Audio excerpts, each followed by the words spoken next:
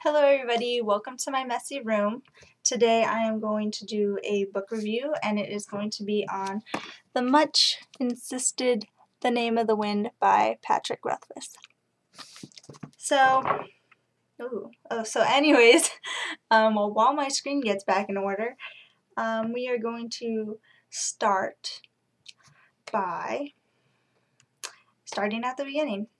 So basically we are introduced to this innkeeper, and right from the start we are given kind of this air of heaviness and mystery around this innkeeper, setting him up as our main character. So we start in like the modern days, not our modern days, but the modern days for their world, which is like pre a lot of technology that we have today. And it would be like your medievalish kind of fantasy, that era. So after a couple of chapters of getting kind of comfortable in like the world that we are set up in, our innkeeper saves this chronicler, and already from previous chapters we understand that the innkeeper is more than just an innkeeper. And after he saves the chronicler does know who he is and wants his story, because that's what chroniclers do. Chroniclers basically just look for things that might be legend or rare and stuff like that and record them into books and whatnot. So that's what they do. So we end up following our character, who is not Koth the innkeeper, he's Koth. I think that's how you say it. Because he says it's pronounced like quoth, but instead of the Q-U, he has a K, so Koth. I'm unsure. So anyways, we follow our main character while he tells his own story.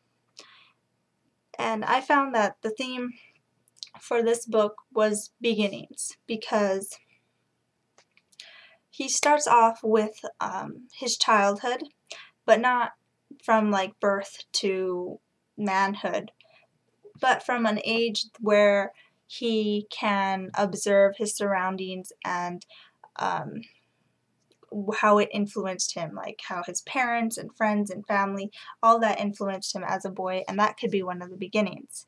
The next beginning would be the big event, or that I don't want to give too much away, so that event that marks what our main character is going to have as a goal and what he's going to be working at and focused on as he progresses.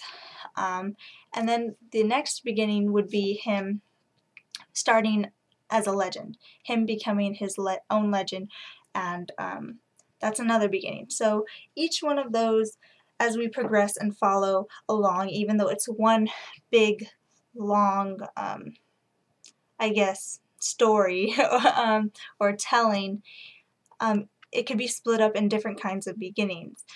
So this is like a whole book about the beginning of our main character. And I loved it. I loved it a lot because it was a beginning, and our writer had no intention of throwing things at us or actually like just rushing into things. He was very, I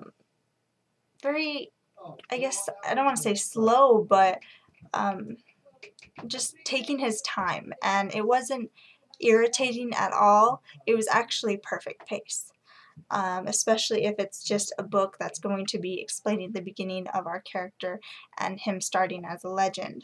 So it was really interesting, and it has to be like one of like the best books I've read since George R. R. Martin. Actually, it is the best book I've read since George R. R. Martin, and I've read George R. R. Martin when I was 14. Yeah, so this book was long overdue, and I am so glad that you guys recommended it to me.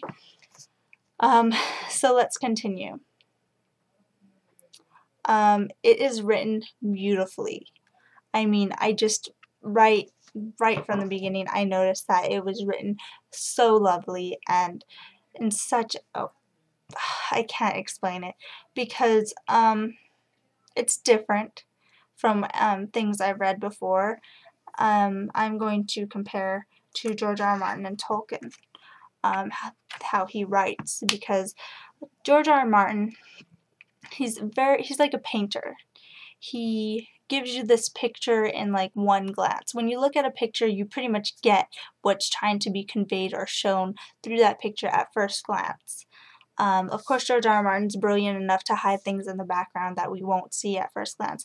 But when it comes to the characters and the plot and the identities of the characters and the kind of the way they act and the plot that's like the main plot, you can see that and get into it at first glance or at first read and just kind of soak into it, which is a very great talent. Authors don't do that. They sit there and say, well, the town's blue, the people are green, and the streets are gold. George R. manages to get all of that information in this, just kind of get right into it without knowing you're getting into it kind of a feel. So it's kind of like a painting.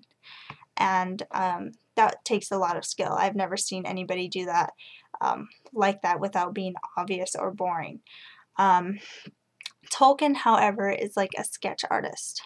Tolkien will sit there and get every fine detail. You might not even like notice or need those details, but he does it anyways, and that's the way he writes. And I'm a Tolkien fan, so I don't mind, and I'm a George R. R. Martin fan, so I don't mind either way. They're both art. So, you know, it's kind of exaggerated, where George R. R. Martin was broad. Rothfuss is like a sculptor. He takes this sculpture and he gives you enough, he shapes it, and he adds details, but he doesn't shape it to the point where it's just too broad or detail it to the point where it's exaggerated. It's enough. It's enough and it's perfect. I like both Martin and Tolkien's styles of writing, and Ruthfuss just happened to bring like the best of both worlds, which I thought was pretty awesome. And I'm sorry that my camera keeps going in and out of focus, but anyways, another thing about Ruthfuss that I liked was he had like in the beginning I have what I call the pond effect. We are given our setup and it's like a pond. Everything is calm, we're being set up with the characters, we're being, I don't know, introduced, and it's just kind of that pond effect where everything's calm and still. Most writers will just throw a huge boulder in that pond, and next thing you know, our hero or heroes have to rush and get ready and be thrown into the situation that nobody was prepared for. Sounds familiar? Because it's like in every story. But Ruthfuss, on the other hand, he kind of has the pond. He sets you up with the pond, and instead of throwing a boulder, he like dips his finger and allows this ripple effect to happen where everything happens calm and smooth and at its own pace, which I thought was brilliant and I really, really enjoyed. Too many times have we had this pond effect and all of a sudden something huge happens where it's just unexpected, unexplained, and just, I think, unnecessary. And so I liked this a lot. And then in this book, we do have something similar to magic. I'm not sure I can call it magic. It's referred to as magic, but they have it down to like a science. Like, it's figured out and broken down like to a science. That's what magic is. And you could study it, learn it, and it's very scientific the way they describe it. That's the best I can get it. So, I do like it. That's a unique way to portray magic. And another thing about this book is it kind of has themes. Like I said, the beginnings. It seemed like a book of beginnings. And it also has the theme of the name of the wind. Obviously, that's the title. And obviously, it has the repetitive themes in it where certain, I guess, quotes or like lessons would get brought up over and over again, and I thought that was really interesting. I like that a lot. And what I liked the most about this book, which made it just as good as George R. R. Martin's book that I read so long ago, was obviously I read George R. R. Martin's books like a million times since I was 14, but what I like about this and George R. R. Martin is that it's more than just a book. When a book is just something you read and it entertains you. When something's more than a book is when you actually escape and believe it as reality to a certain extent. It's an escapism. It's awesome, and it's just something you can go to. Like, if it's more than a book, when you can put yourself in the book as your own character or as a previously made character, and without ruining the storyline. Because I hate when, you know, our main character or everything about the book is set up to the point where if you wanted to be in the book, there would not be any room for you. A book is more than a book when you could put yourself in it and it won't ruin the storyline. And I think that's what a book should do. A great book will be like let you do that. And everyone's being loud, but I don't know if you could hear them. Hopefully you can. So anyways, yeah, it's when it's more than a book is when I'm interested and when I actually love it extraordinarily. And this was one of those books that I absolutely adored, and I really recommend it. I didn't want to give too much away because it's really worth reading.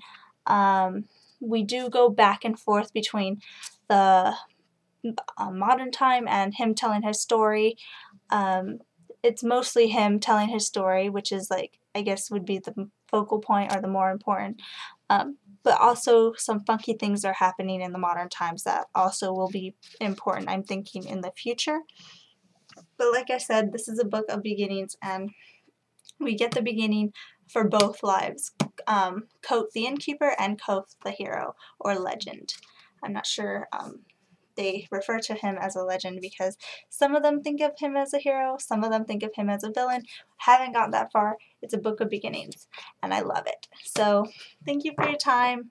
My hair is going everywhere. Bye!